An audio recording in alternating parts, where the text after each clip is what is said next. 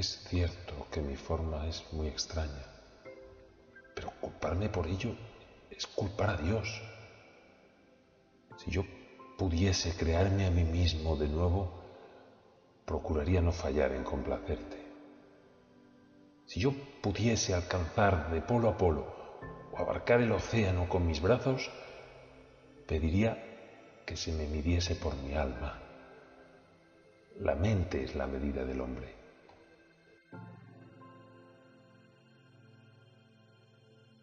Es el poema escrito por Joseph Merrick en sus últimos años de vida junto al poeta Isaac Watts.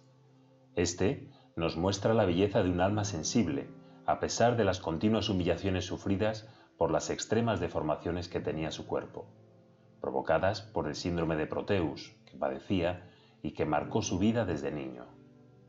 Joseph Merrick, conocido como el hombre elefante, tuvo una existencia muy difícil en la Inglaterra de mediados del siglo XIX. Condenado al rechazo general, a los insultos y al aislamiento, pasó la mayor parte de su vida siendo exhibido como un espectáculo de circo.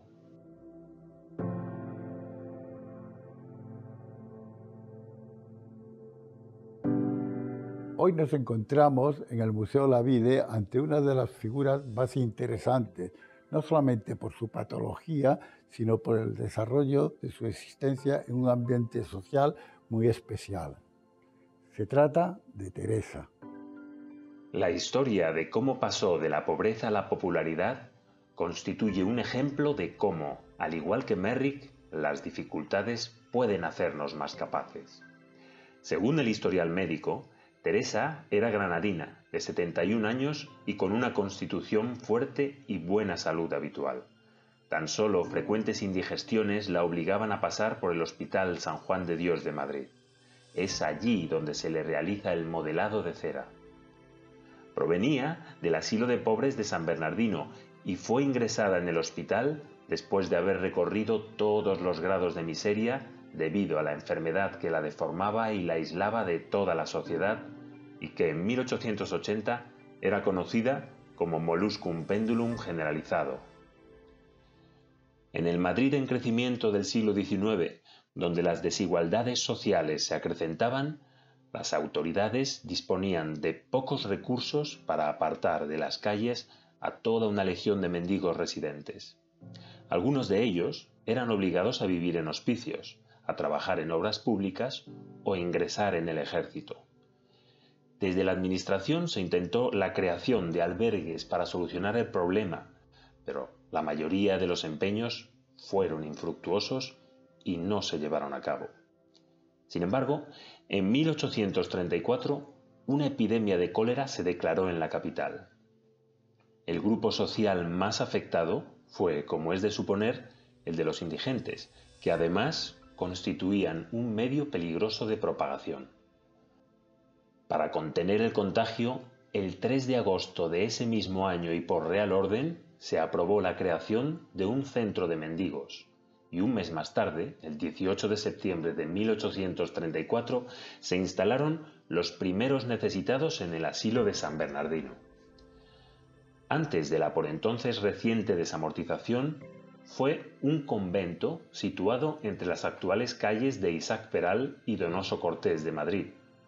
Se fundó en 1570 por los franciscanos y, aunque era un caserón viejo y destartalado, poseía un gran patio ajardinado, una huerta, comedores, oficinas e incluso agua corriente, un gran avance para la época.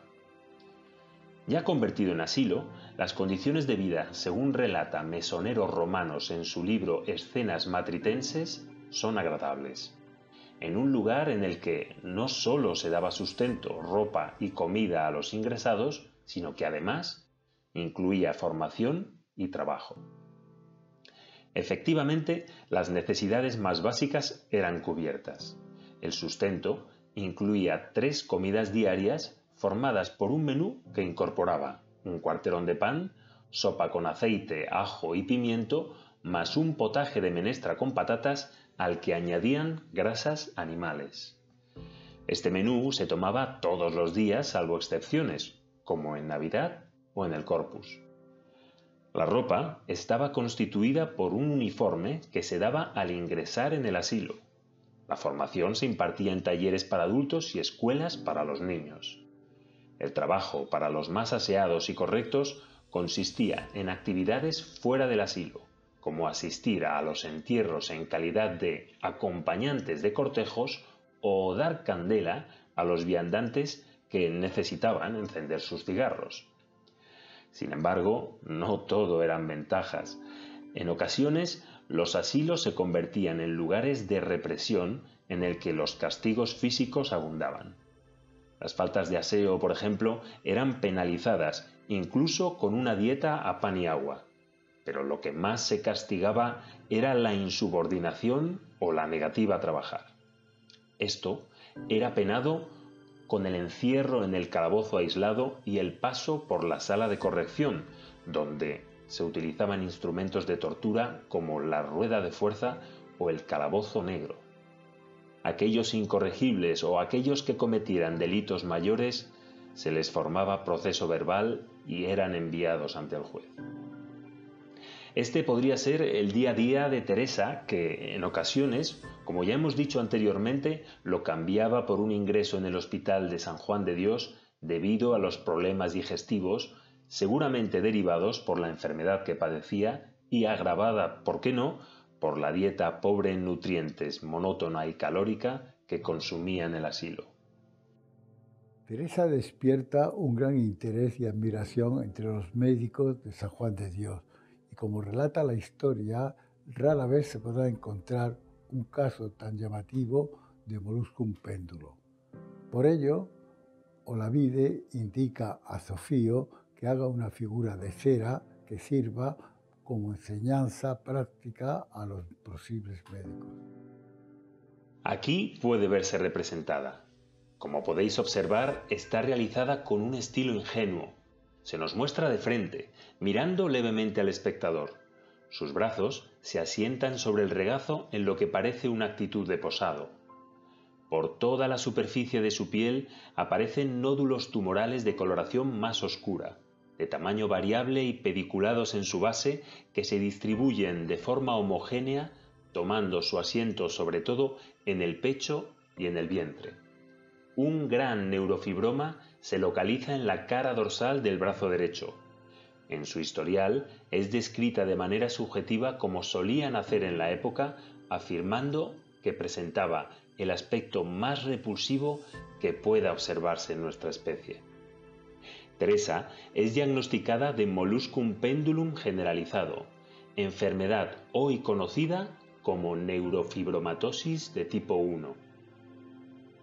El estudio de los molluscum tiene sus inicios en el siglo XVIII con las primeras clasificaciones de las lesiones elementales estipuladas por Joseph Jacob von Plenck en su obra Doctrina de Morbis Cutaneis, publicada en 1776.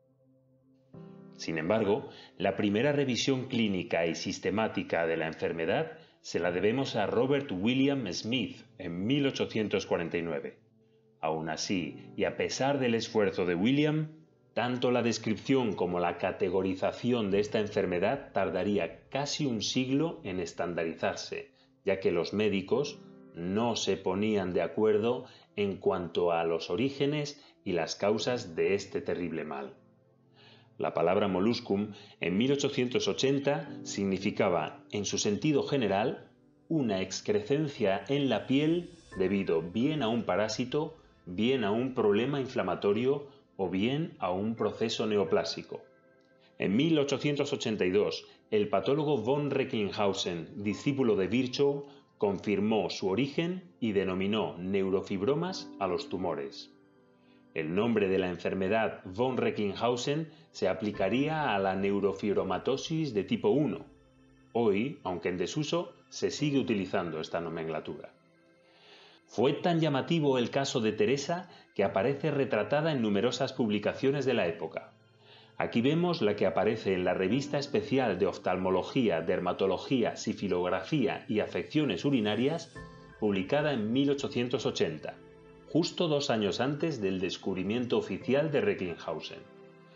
Teresa aparece fotografiada desnuda, de cuerpo entero, en posición anatómica, en una copia fotográfica muy primitiva, original y realizada en papel albúmina, pegada a la página del texto, tal y como nos muestra Emilio del Río en su magnífica tesis Los orígenes de la Escuela Madrileña de Dermatología. También el ilustre histólogo médico y político, además de amigo de Olavide, Federico Rubio y Galí, intervino en las investigaciones examinando concienzudamente, mediante análisis microscópico, el gran tumor que existía en el brazo de Teresa y que la molestaba en sus actividades cotidianas.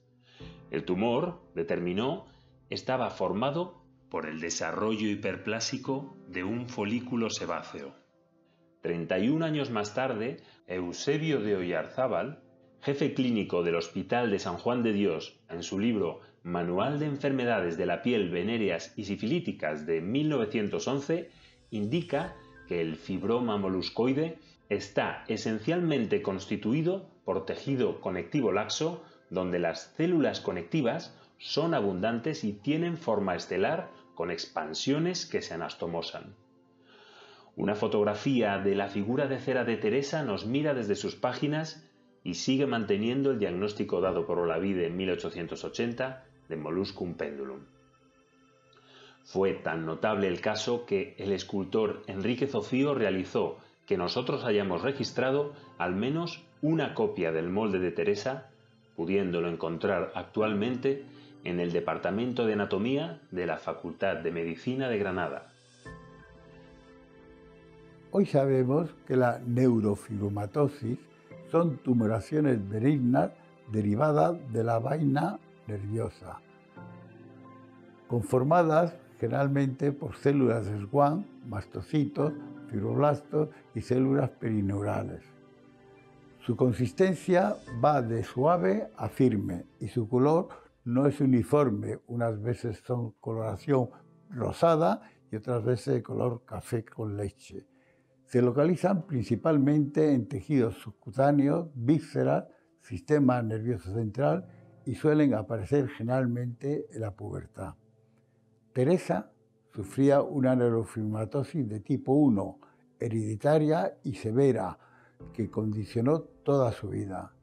Hoy día se sabe que 1 de cada 3.000 personas sufren esta patología. Teresa fue socialmente aceptada en la comunidad médica, lo que le permitió sentirse, según reza en su historial, satisfecha con su padecimiento.